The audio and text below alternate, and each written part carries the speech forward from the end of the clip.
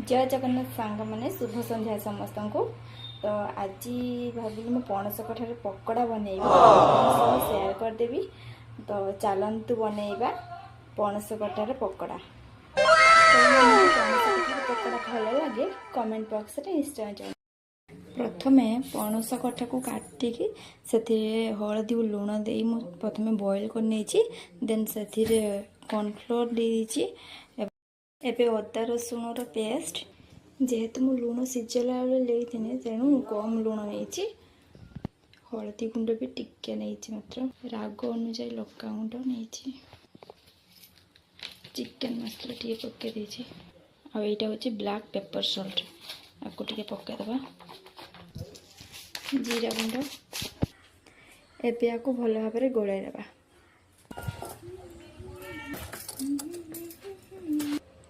एबे भल भाव में गोलाई नहीं। एबे आपको गोटे गोटे कर छांकी नवा। सांग मैंने देखते एबे पकोड़ा रेडी।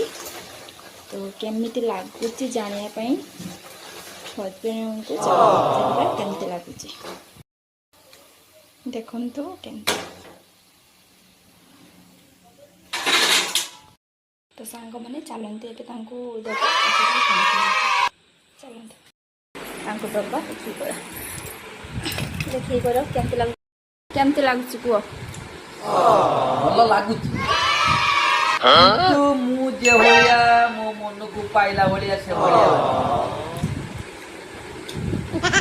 मो मन को पाइला मु जे भलिया तो ठीक अच्छी सब तो ठीक अच्छी तुम भल लगुन।